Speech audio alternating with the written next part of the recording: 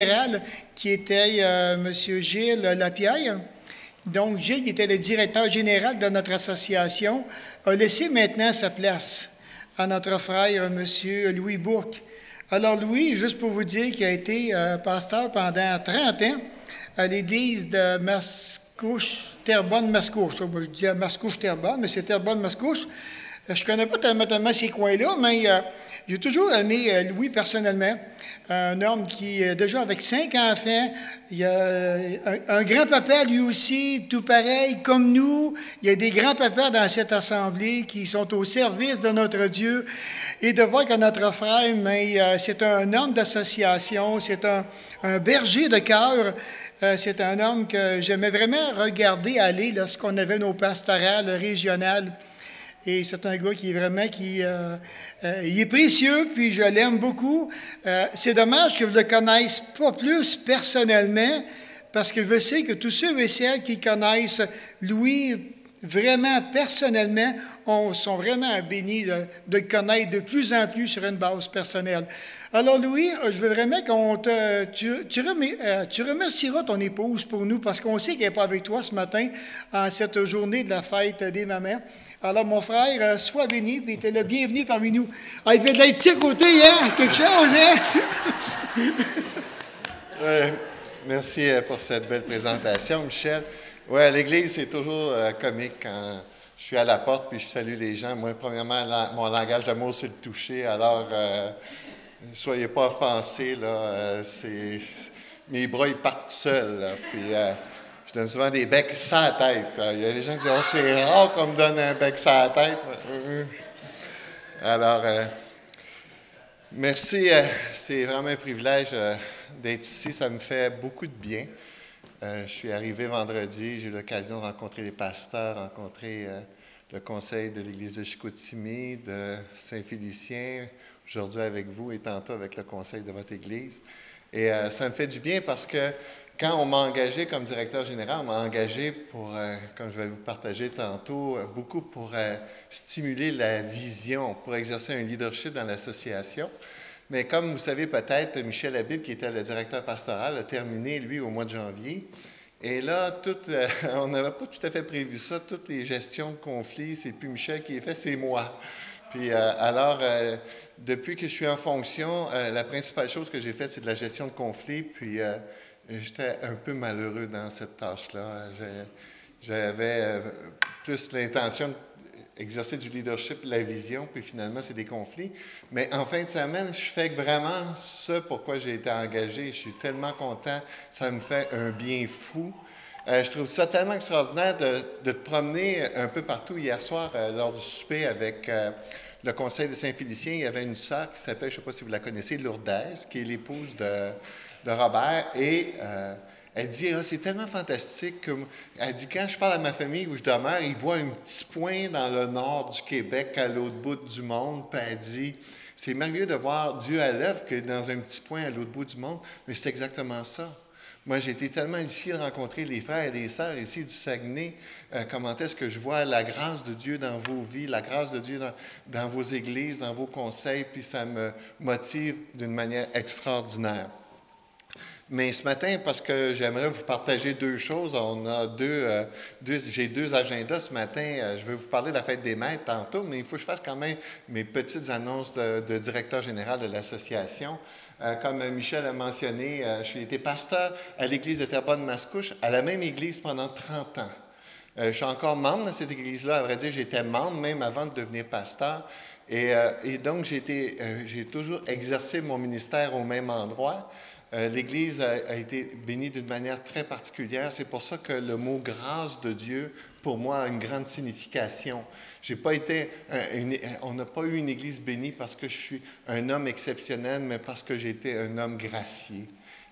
Dieu a eu pitié et miséricorde de moi, puis il m'utilise, puis je ne suis pas trop le genre à dire invitez-moi parce que je vais vous dire comment ça marche en église, puis vous allez avoir une grosse église. Je ne pourrais pas vous dire ça. De la même façon, mes enfants marchent avec Dieu, puis c'est pas parce que je suis un homme plus saint que les autres. J'ai beaucoup apprécié toute cette question-là notre humanité pécheresse, frère, dans le repas du Seigneur, parce que c'est vraiment ça. Hein? C'est vraiment la grâce de Dieu. Moi, je ne cherchais pas Dieu, j'étais un homme rebelle, puis Dieu a eu compassion de moi, s'est révélé à moi, m'a ouvert les yeux, et ça me touche profondément. Donc, avec ma douce, ma bien-aimée, c'est pas une femme énergique, alors il y a peu de chances que vous allez la voir. Même hier, on discutait de ça et on dit, il semble qu'on ne voit pas ta femme souvent. Effectivement, moi non plus. Je suis... non, c'est ça, hein? Je suis un petit banc, là. J'ai 6 pieds 4, elle mesure 5 pieds 2, alors... elle n'aime pas ça avoir une photo à côté de moi, à moins que je suis sur un petit banc. Hein? Alors, c'est ça, c'est ma douce, la femme de ma jeunesse.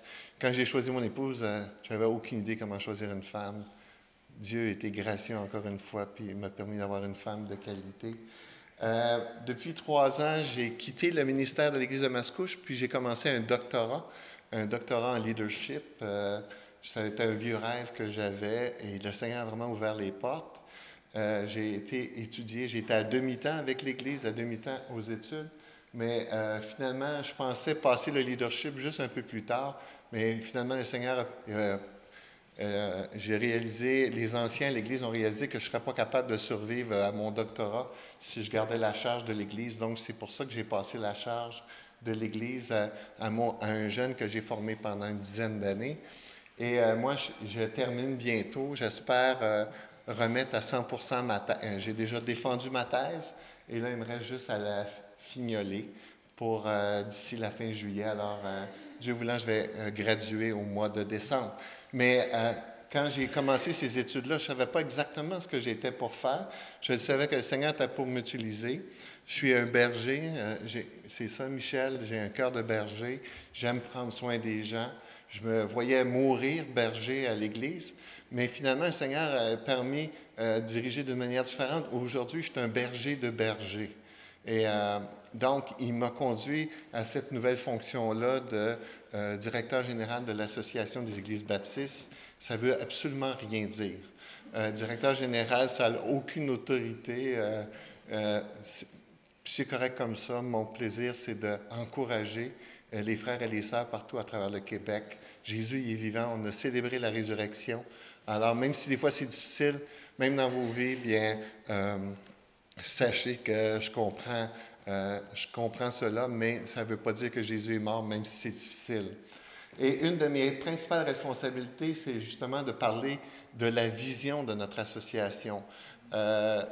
J'ai partagé avec les pasteurs de la région ici qu'une des valeurs qui est très importante pour moi, c'est vraiment de travailler à l'unité, de développer la pensée d'une famille, la culture d'une famille. Vous n'êtes pas tout seul, vous êtes à Jonquière, c'est vrai, mais vous êtes connecté à toute une grande famille de frères et de sœurs, et ce qu'on doit faire, et surtout parce que c'est en plus de plus en plus difficile l'Évangile au Québec, c'est absolument indispensable d'être connectés les uns aux autres, de se tenir, de s'encourager, de briser cette pensée-là de la paroisse.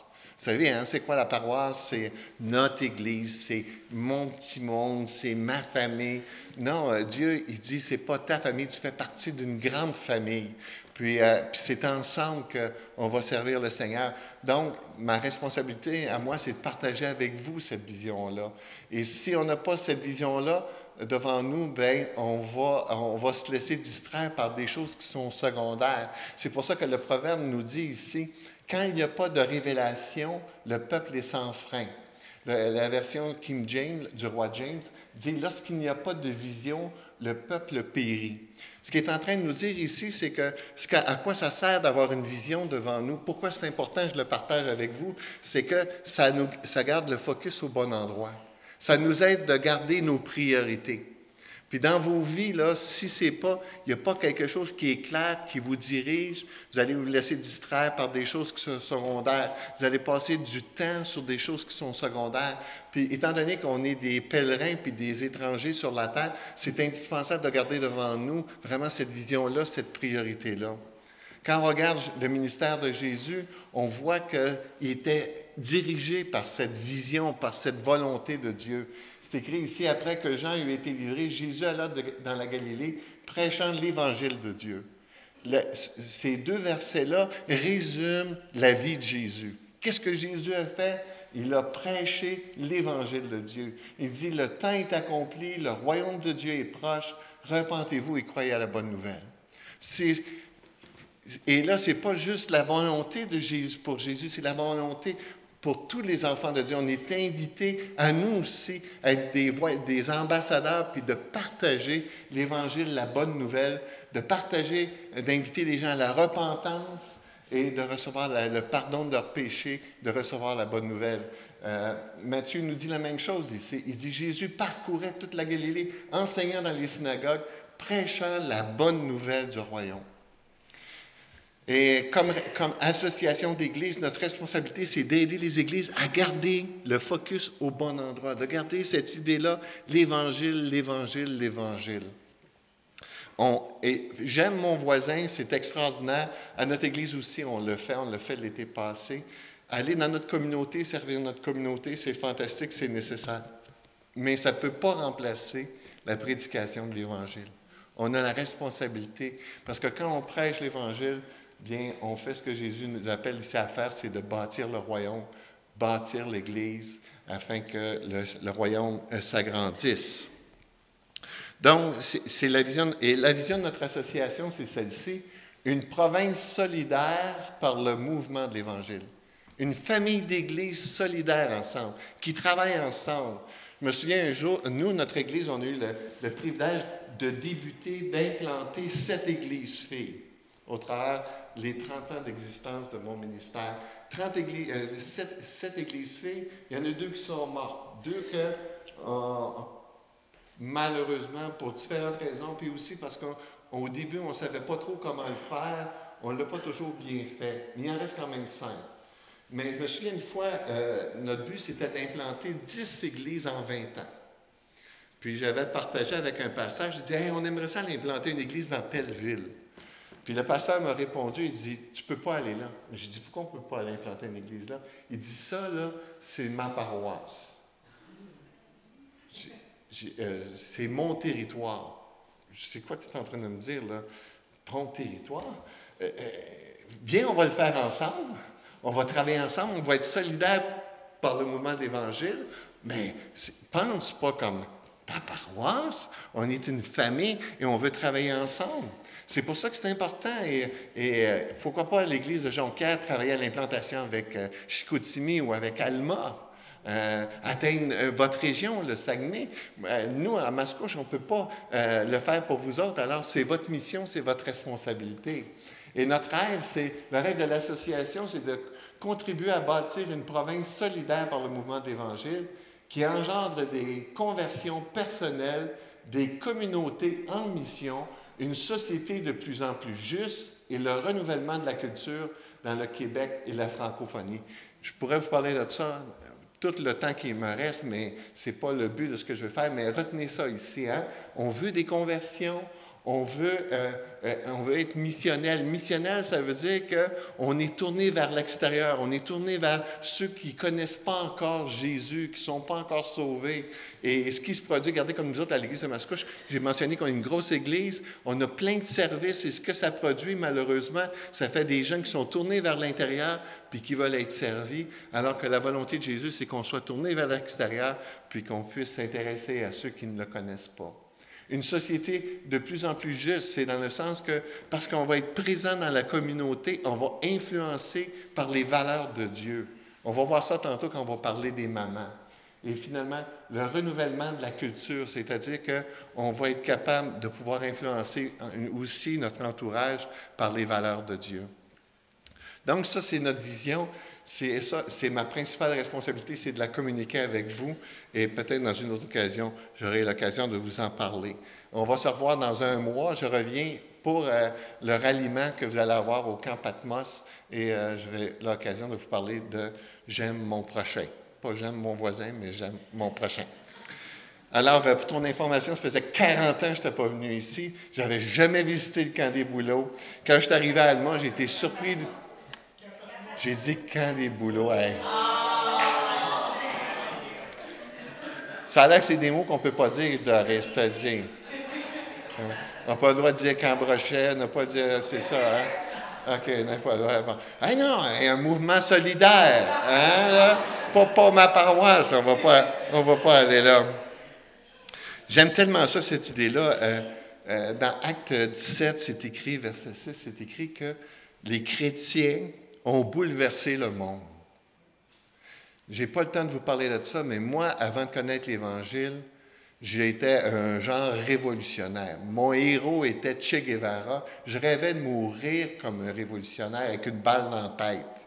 Parce que je voulais changer le monde. C'était vrai. Quand j'ai perdu mes élections en 1974 avec le Parti québécois, j'étais prêt à poser des bombes. Mais quand j'ai compris c'est quoi la vraie révolution, quand j'ai compris c'est la révolution du cœur, quand j'ai compris c'est quoi les enjeux éternels, là, il y a quelque chose qui a vraiment bouleversé ma vie.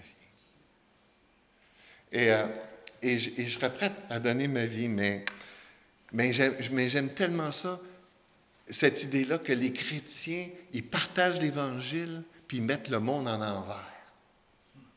Wow! Ça m'excite.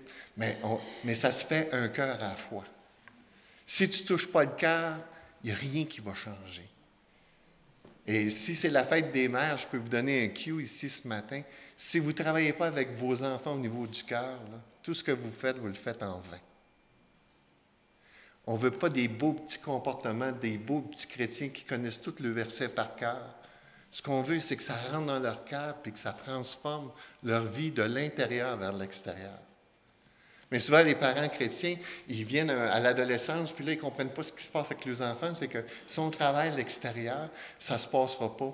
Ça ne se passe pas de l'extérieur vers l'intérieur, mais c'est de l'intérieur vers l'extérieur. C'est comme ça que la révolution se fait. Un cœur à la fois, puis ça commence par ton propre cœur. Ton cœur de parent, ton cœur de papa, ton cœur de maman. Mais ce matin, c'est la fête des mères. Alors, il faut que je vous parle de la fête des mères, OK? C'est l'occasion. Alors, ce matin, être une maman, c'est une grande vocation. Une vocation peut-être en voie de disparition, en voie d'extinction. Et pour vous parler de la fête des mamans, je suis désolé, mais je vais vous parler de ma maman. Denise Ulrich Bourque. Cette maman-là, elle est décédée aujourd'hui. Elle a eu 8 enfants. Moi, je suis le 4e des 8. C'est tout ça? Je suis toujours le 4e? Oui. 1, 2, 3. Oui, 4e. Alors, ma maman était vraiment une femme exceptionnelle. Vraiment. Une femme de distinction. On l'appelait la grande dame. Et l'année passée, à l'occasion de la fête des mères, on a un groupe fermé sur Facebook dans lequel tous les enfants, les frères et les sœurs, les conjoints et les petits-enfants ont accès. Donc, on est une quarantaine là-dessus parce que 8 enfants, ça y a donné 22 petits-enfants avec les conjoints, comme ma mère disait, les rajouter. Ça, c'était les drus, c'était toujours drôle, alors les rajouter. Bien, ça fait pas mal de monde. Puis là, l'année passée, à l'occasion de la fête des mères, ils se sont mis à citer les grandes phrases de ma mère. Et ma mère disait toujours « J'ai juste une 6e année ». Puis c'est vrai, mais elle corrigeait la presse. Le français était vraiment excellent. Et vous allez voir tantôt, vous allez voir le témoignage de mon épouse à l'égard de ma mère. Ma mère a 8 enfants, puis beaucoup d'extrovertis là-dedans, ça brassait dans la cabane. Quand ma femme est rentrée dans la maison la première fois, elle a vu une maison en dessus-dessous, du stock partout, des enfants partout. On avait nos chums. Mon frère, qui a fait du folklore, qui travaille avec la Bonne-Tine Souriante, c'est lui qui gicle. Si jamais vous voyez ça, c'est mon frère. Puis là, lui, il était dans une troupe de folklore. Puis là, après la soirée de folklore, il amenait toute la troupe à la maison manger des grilled cheese. OK? Alors, ça vous donne une idée à quoi ça ressemblait, cette maison-là. Puis, quand ma femme a vu la maison, elle dit, c'est une chose, mais quand elle a vu ma mère, elle dit, ça se peut pas qu'une dame comme ça vit dans cette maison-là. Elle dit, c'est une grande dame. Ah oui, c'était vraiment une grande dame. Alors, ils ont sorti ensemble toutes les citations célèbres de ma mère. Alors, il y en a quelques-unes. Les enfants sont tous les mêmes. Je pourrais les commenter, mais je n'ai pas le temps. Si on ne vaut pas une risée, on ne vaut pas grand-chose. Il y a des choses là-dedans sûrement avantageuses à quelque part. Hein? L'éducation et le savoir-vivre, c'est deux choses. Faire la salle des saints. Ça veut dire oublie les responsabilités, repose-toi, occupe-toi. Ensuite, tu as bien du bon sens. Ou encore, aimez-vous les enfants. Quand ma maman est décédée, on était une semaine, puis on était tous les enfants et les petits-enfants étaient dans la chambre à l'hôpital. On avait l'accordéon, on chantait, puis là, elle disait ça. Aimez-vous les enfants. Elle savait qu'elle s'en allait, puis elle voulait que. Elle dit Louis, il ne parle pas de religion, puis il ne parle pas de politique. Aimez-vous. Ensuite, travailler sur son jardin, c'est mettre de l'argent en banque. Hein? Donc, investir dans sa vie, ça a une récolte. Quand tu n'as pas de dette, tu es riche. Un homme, ça reste toujours un grand enfant, il faut l'occuper. Elle comprenait, les gars. Attendez, il faut que je le digère. Et je suis choc, puis là, il ne fallait pas ça va venir, ça va passer. Elle va trouver sa voie un peu plus tard. Ça veut dire, inquiétez-vous pas, elle va trouver ça. Qu'est-ce qu'elle doit faire? Les enfants, ça s'élève entre eux, 8 enfants. Hein? Les plus vieux, il y a ma grande sœur, on l'appelait la mère générale. Je ne sais pas si ça vous dit quelque chose, ça. Ceux qui ont un arrière-plan catholique, la mère générale, c'était celle qui était chez les sœurs, la top, la DG. Ensuite, chaque femme fait son nid. C'est intéressant, tantôt, je vais vous parler de ma fille, la plus vieille, elle a un petit garçon de 2 ans en train de se battre avec le cancer. Elle vit dans le manoir McDonald à Montréal. Ça, vous savez, c'est la bâtisse qu'ils ont construite à côté pour que les parents puissent dormir là quand ils ont des enfants qui restent longtemps à l'hôpital. Et là, elle vient d'accoucher, pendant que son petit garçon a le cancer, elle vient d'accoucher de son dernier. Puis d'un côté, elle est dans une chambre d'hôpital parce qu'elle a fait une césarienne. Puis dans l'autre bout de l'hôpital, c'est son petit-fils qui est dans une... Puis là, ce qu'elle a fait, c'est que dans le manoir, elle nous a envoyé une belle photo de ça. Elle a fait un genre de petit coin avec le carrosse, avec des autos, des images collées sur les murs. C'est pas sa maison, mais elle a fait un petit chez-soi pour son petit bébé. Ça fait que chaque femme fait son nid quelque part, peu importe où. Puis la majorité des femmes dans le monde, ils accouchent dans toutes sortes de conditions, mais ils font leur nid pareil, là où ils sont. En camping, il n'y a pas de plancher ni de vitre à laver. Nous sommes passés l'été en camping. Un gros nid, ça ne déguise pas un beau visage. Si quelqu'un fait le mal, ignore-le. Ignore-le.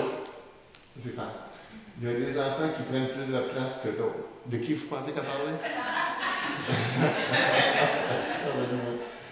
Ça ne donne rien de s'inquiéter avant le temps, les enfants, dans le temps comme dans le temps. Alors ça, c'est ma maman, puis écoutez ce que à la suite de ces commentaires-là qu'ils ont mis sur Facebook, elle a écrit ça à ma soeur la plus jeune. Oh, chaque torchon trouve sa guenille. Ça, on la connaît celle-là aussi. Hein? Elle parlait à ma soeur la plus jeune, elle dit, Hélène, ta maman a marqué ma vie, profondément. Avec sa personnalité et ses belles qualités, elle reste ma plus grande mentor à ce jour. La première fois que je l'ai rencontrée, j'étais sous le choc, car je n'ai jamais rencontré une personne comme ça. Et pour cela, qu'avant qu'il décède, je lui ai écrit une longue lettre de reconnaissance pour tout son investissement dans ma vie. Une maman qui a un impact sur sa famille, une maman qui a un impact sur ses brus. C'est ça être une maman, c'est ça que Dieu s'attend d'une maman. C'est ça que j'aimerais qu'on puisse regarder ensemble ce matin. Comment est-ce que c'est possible d'avoir un impact, de prendre ce rôle, cette vocation-là au sérieux, mais pas comme une chose parmi les autres de nos activités dans notre vie. Comme j'ai mentionné, on l'a vu tantôt, ça c'est une photo qu'on a prise il y a 2 ans. Il manque déjà 2 petits-enfants. J'ai 10 petits-enfants. Et naturellement, bien, ça c'est l'influence aussi de ma maman sur ma vie. Peut-être certains d'entre vous avaient prié pour Marjolaine. Marjolaine est ma plus vieille et qu'elle aime celui qui a les bras de son papa. Une leucémie très rare, puis une leucémie très agressive. Et je vous le partage pour que vous puissiez prier pour eux. Caleb a reçu la greffe de la moelle osseuse de sa sœur, Olivia, 4 ans. Sa maman l'avait préparée. Elle a dit, tu vas donner ta moelle à ton petit frère. Première question, est-ce que ça va faire mal? Elle dit, oui, un petit peu, là, et on va te donner ce qu'il faut. Je ne vais plus donner ma moelle. Mais elle l'a donné quand même. Puis c'était vraiment cool de voir cette journée-là. Ça, c'est la journée qu'elle a donné sa moelle à son petit frère. Ça, c'est Caleb avec Elixane. Elixane, c'est une petite fille pour qui on a prié puis qui est décédée finalement. Elle a perdu son combat. Moi, ce n'est pas la première fois que je fais face au cancer. J'ai un de mes enfants, mon 4e enfant, Catherine, qui a eu le cancer. Et pendant que Catherine était traitée du cancer à l'hôpital, il y a 19 enfants qui sont décédés. Alors, il ne les gagne pas toutes, mais Caleb, présentement, il est dans la bonne direction. Alors, je vous invite à prier pour elle. Alors, ce matin, on va essayer de tourner nos regards vers cette vocation que Dieu a donnée aux belles mamans. Je vous invite pour l'occasion de tourner avec moi dans le psaume 128. Le psaume 128. Le psaume 128 parle de la famille. 127, 128, deux beaux psaumes qu'on pourrait aussi réfléchir longtemps. Le psaume 128 nous dit ceci. « Heureux tout homme qui craint l'Éternel, qui marche dans ses voies. Tu jouis alors du travail de tes mains, tu es heureux, tu prospères. Ta femme est comme une vigne féconde dans l'intérieur de ta maison. Tes fils sont comme des plants d'olivier autour de ta table. C'est ainsi qu'est béni l'homme qui craint l'Éternel. L'Éternel te bénira de Sion, et tu verras le bonheur de Jérusalem tous les jours de ta vie. Tu verras le fils de tes fils, que la paix soit sur Israël. » Saviez-vous que le mot « maman » est l'un des mots qui représente beaucoup de sécurité, de chaleur dans la bouche des soldats?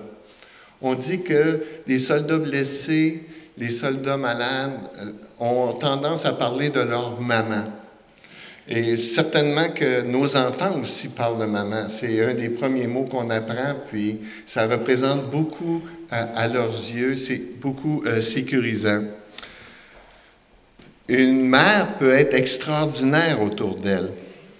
Churchill l'a pensé lorsqu'un journaliste a fait sa biographie, il citait toutes les personnes qui avaient influencé sa vie. Et lorsqu'il a terminé la liste, Churchill a dit « Vous avez oublié la personne la plus importante, ma mère. » Donc, lui aussi, ça a eu un impact sur sa vie, comme ça a eu un impact sur la mienne. Tout mon côté extraverti, ça vient de ma mère. C'est ma mère qui m'a enseigné à comment prendre soin des gens, comment parler avec les gens, comment élever les gens. C'était une femme très habile dans ses relations. Je dis tout le temps que ma mère aurait été une excellente femme de pasteur. Mon père était un directeur de prison, était un introverti, puis on ne voyait pas souvent ses émotions. C'est d'ailleurs pour ça qu'à l'âge de 12 ans, elle me dit, elle dit, toi, Louis, elle dit, tu ne seras jamais un chef. Elle dit, tu es trop sensible. Et ça, je n'avais pas bien aimé ça. Moi, pas un chef. On m'a tout montré, moi, que je peux être un chef. Parce que ma mère, le modèle qu'elle avait, c'était celui de mon père, qui était directeur de prison, qui était en contrôle de toutes ses émotions. Mais surtout pour un berger, je trouve que les émotions, c'est très utile pour être capable de connecter puis de compatir avec les gens autour de nous. Maintenant, toujours, si on revient à cette idée-là de maman, ces mamans-là qui ont un impact autour de nous, on le voit même dans la vie de Timothée. Paul dit à Timothée, « Je rends grâce à Dieu que mes ancêtres ont servi et que je sers avec une conscience pure. De ce que nuit et jour, je me souviens continuellement de toi dans mes prières, me rappelant tes larmes et désirant te voir afin d'être rempli de joie, gardant le souvenir de la foi sincère qui est en toi, qui habita d'abord dans ton aïeul Loïs et dans ta mère Eunice, et qui, j'en suis persuadé, habite aussi en toi. » Tu es en train de nous dire ici que la foi de Timothée était influencée par la foi de ses parents, par la foi de sa mère. Il aurait pu parler de son père, mais non, il a parlé de sa mère.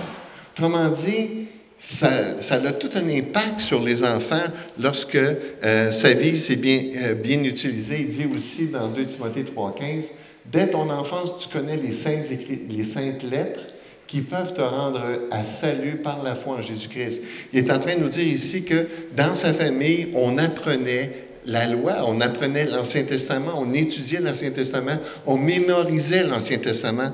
Donc, ça l'a suivi, ça a eu un impact dans sa vie.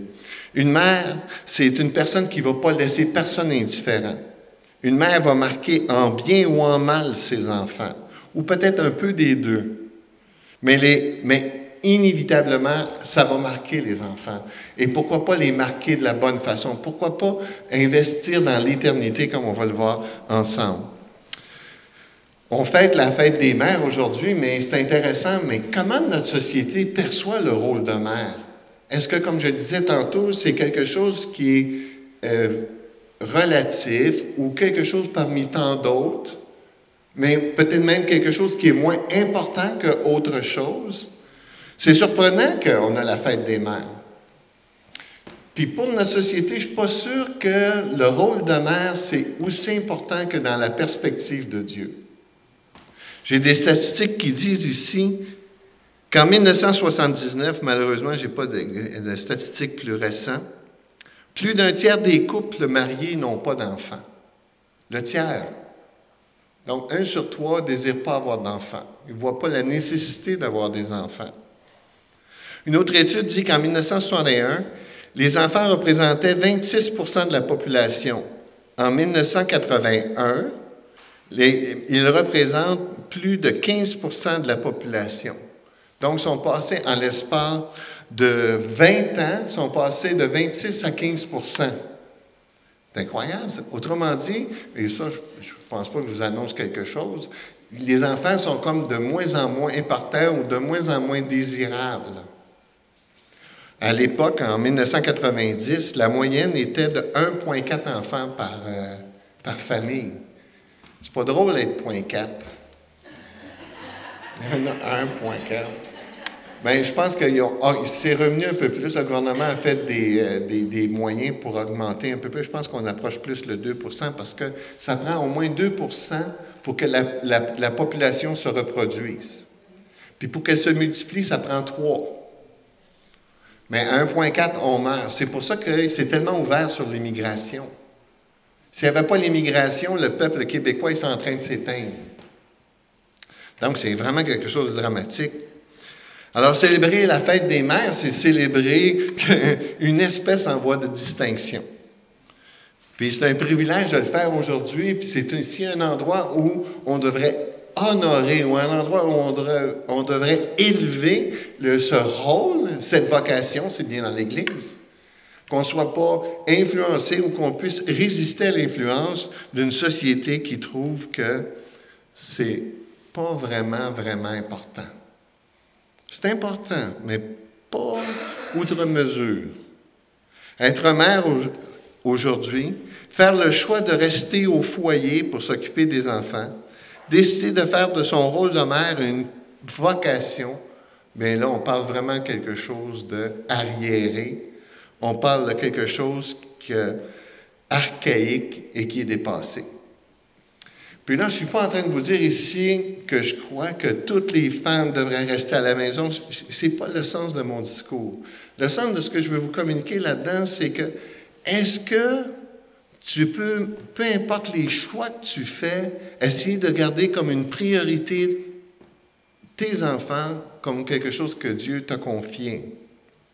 Je ne veux pas produire des sentiments de culpabilité. Certaines femmes vont aller travailler parce que ça coûte cher vivre aujourd'hui. D'autres vont le faire parce qu'ils ont un appel particulier. Je pense à ma fille, Marjolaine, celle qu'on a vue tantôt, est chirurgienne. Ou encore d'autres qui le font parce qu'ils sentent qu'elles en ont vraiment besoin. Ils ont besoin de ça pour s'épanouir. Mais peu importe le choix que vous faites, l'idée là-dedans, est-ce que vous êtes capable, est-ce que vous pouvez le faire, par exemple, à demi-temps? Est-ce que vous pouvez le faire sans négliger vos enfants? Est-ce que votre carrière peut passer en deuxième rang sur cette priorité-là, l'idée d'élever des enfants dans les voies de Dieu? ou de produire des enfants qui sont des bons citoyens. Le salut chez les enfants, c'est un miracle. La responsabilité, on n'a pas la responsabilité que nos enfants soient sauvés. On a la responsabilité de bien élever nos enfants. Ça, c'est notre responsabilité. Et certainement qu'on espère les mettre dans les meilleures conditions pour qu'ils comprennent l'Évangile. Mais la conversion, c'est le travail de Dieu. Il y a des hommes et des femmes de Dieu qui ont élevé des enfants, qui ont fait des bons citoyens, mais qui ne sont jamais venus à l'Évangile. Puis ce n'est pas de leur responsabilité, ça appartient à Dieu. Et j'espère que dans la même grâce que Dieu me fait dans ma vie, j'espère qu'il va la faire dans mes enfants. Il l'a fait dans mes enfants, puis qu'il va le faire dans mes petits-enfants. Mais qu'on puisse élever nos enfants dans les meilleures conditions, investir pour qu'ils deviennent des meilleurs citoyens, ça, c'est notre responsabilité. C'est de ça qu'on parle ce matin, d'en faire une priorité.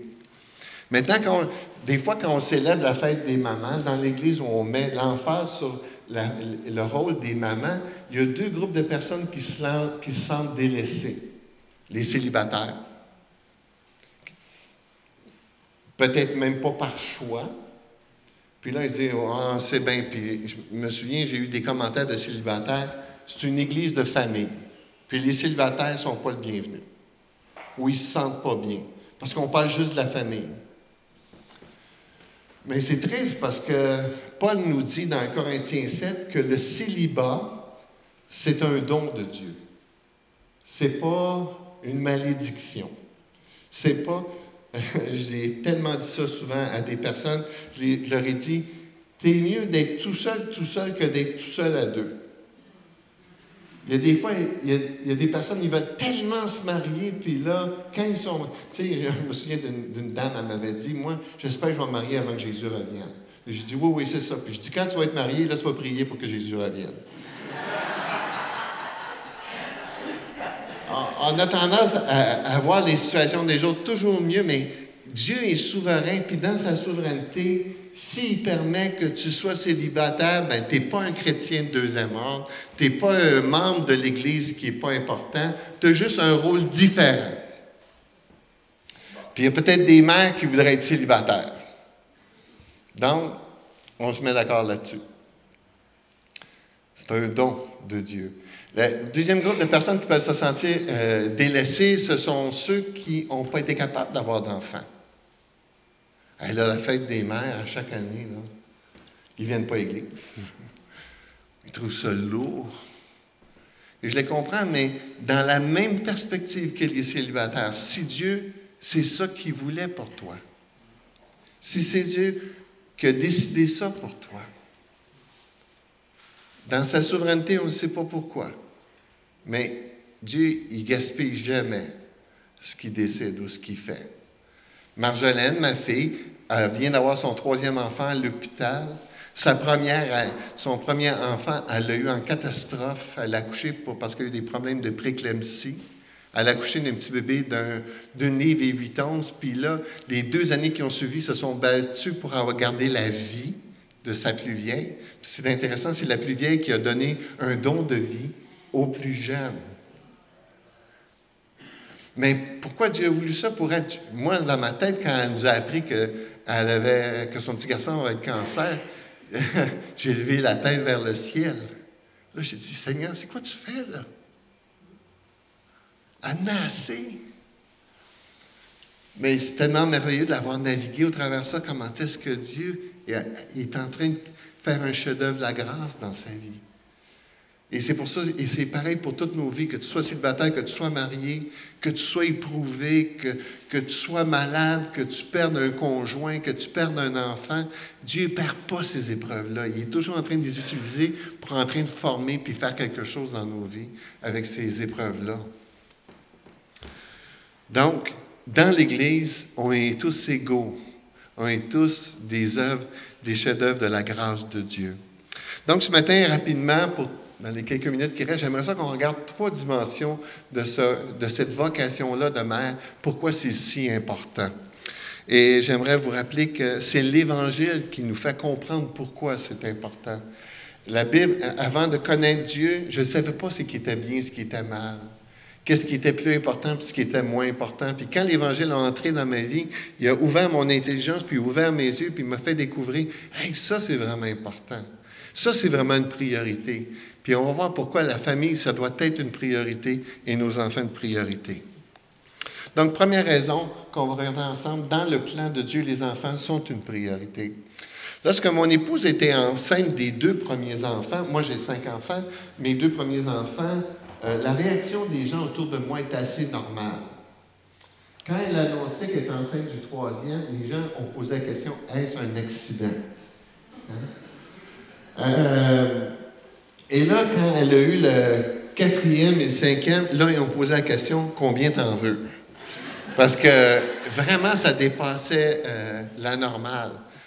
Et on a même essayé pendant 2 mois pour un 6e, puis ça n'a pas marché, merci Seigneur. Je voulais faire plaisir à ma femme. Mais, aïe, aïe, aïe, 5 enfants, même elle aujourd'hui, là, elle trouve qu'elle n'avait pas la santé pour ça. Surtout le 2e, là, il est trop, fait que... Non, je niaise, là. J'aime dire ça quand il est là, d'ailleurs. Il faut qu'il se sente bien. Non, c'est ça. Mais dans la Bible, avoir des enfants, on ne se pose pas la question. Il y avait comme 3 événements majeurs qu'on voit à travers la Bible qui étaient vraiment importants pour le peuple juif. La naissance d'un bébé, un mariage, puis un décès. Ça, c'était 3 événements là, qu'ils ne passaient pas à côté. Là. C'était parce que c'était important. Donc, donner naissance à un enfant était un profond désir et une joie incomparable pour la femme juive. Ah! Avoir des enfants, c'était pas facultatif, c'était absolument nécessaire. On a ça un petit peu dans le commentaire de Rachel, la femme de Jacob, qui était stérile. Puis à un moment donné, dans sa relation avec Jacob, elle crie ceci. Elle dit, « Donne-moi un enfant ou je meurs. »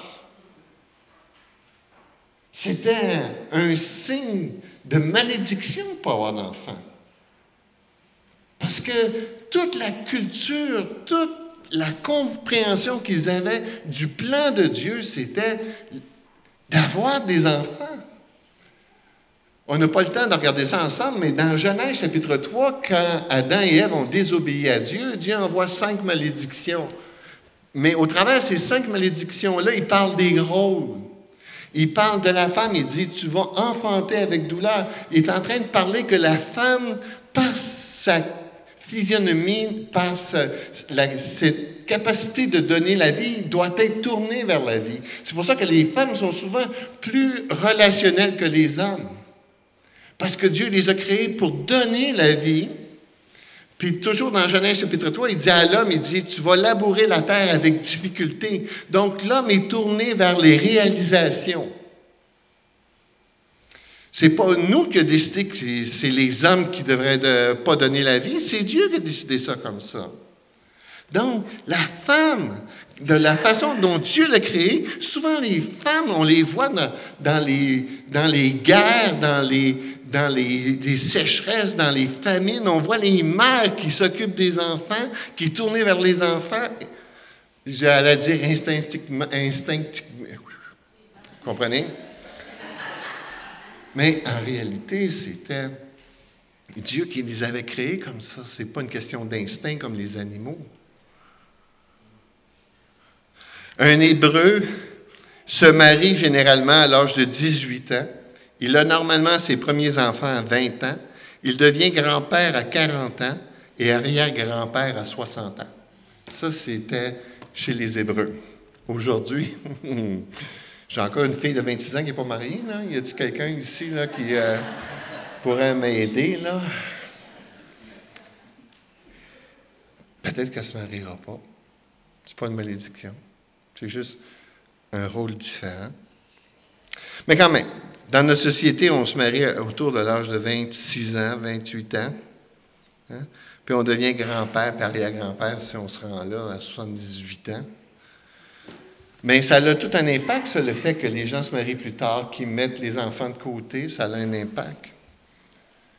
Donc, chez les Hébreux, avoir des enfants n'était pas une question de choix, mais le seul choix à faire. La famille était la raison d'être. Les femmes ne vivaient que pour avoir des enfants et s'en occuper. Et ça ne veut pas dire qu'elle ne faisait pas autre chose. On a juste à voir la femme du Proverbe 31. Elle achète, elle fait du commerce, elle dirige des esclaves, elle est capable de faire plein de choses. Mais sa priorité, c'est ses enfants.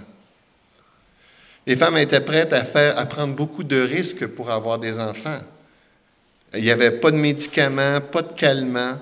Les accouchements étaient très pénibles. Mais malgré ça, elles voulaient avoir des enfants.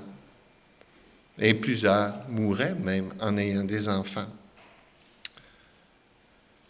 C'est vrai qu'on n'est plus appelé à remplir la terre quand Dieu avait donné le commandement « Remplissez la terre et assujettissez-la ». Et c'était vraiment l'idée ici de remplir la terre. Aujourd'hui, la terre est déjà... Il y a même des eugénistes, ça, c'est des gens qui réfléchissent dans notre société pour éliminer une partie de la société. Pas pour rien qu'il y a des avortements, puis qu'on a aussi maintenant l'euthanasie. Ça fait partie des plans des eugénistes qui veulent... Et on me disait que le propriétaire de Microsoft... là, j'ai juste Steve Jobs, mais je ne veux pas faire Bill Gates. Il fait partie de ces gens-là qui croient qu'une partie de la population mondiale doit disparaître.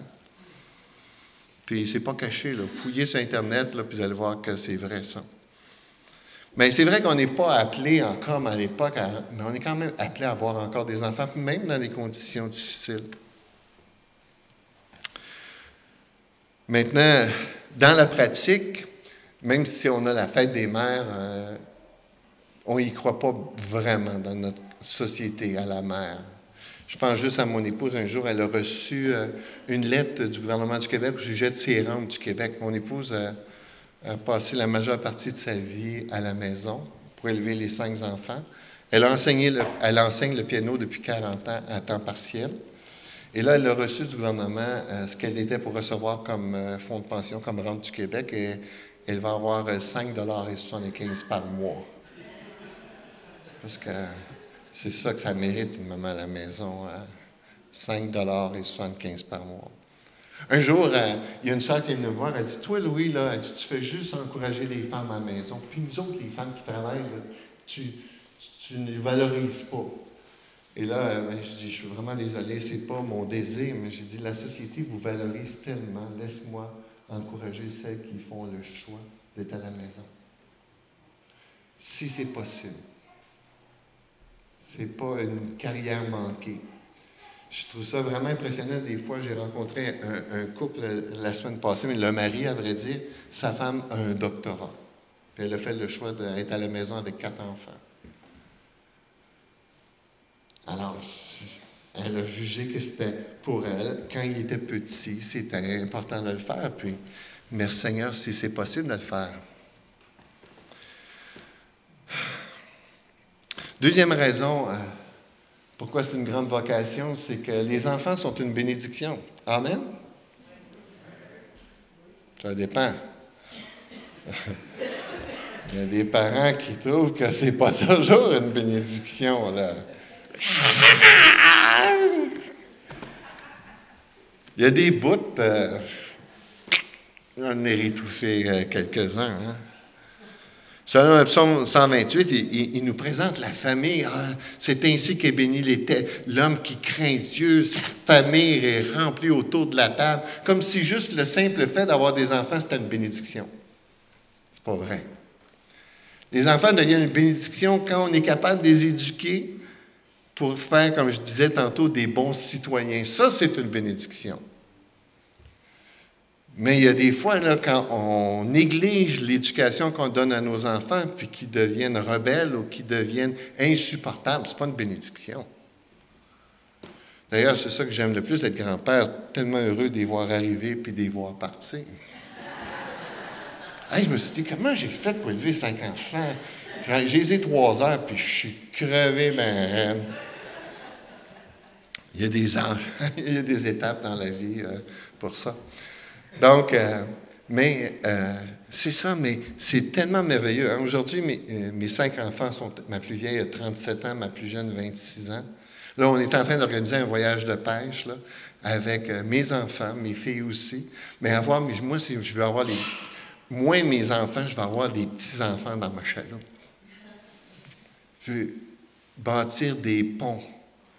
Je veux être capable de les influencer pour Dieu, pour leur bien. Qui sont tes amis, là. Mes enfants, c'est tellement bon. Là. On va ensemble, on fait des lunchs ensemble quand ils deviennent tes amis. Mes meilleurs amis, c'est mes enfants. Mais dites pas ça à mon grand chum, mais c'est mes enfants. J'aime mon grand chum, mais j'aime tellement mes enfants. C'est tellement bon de les avoir avec moi.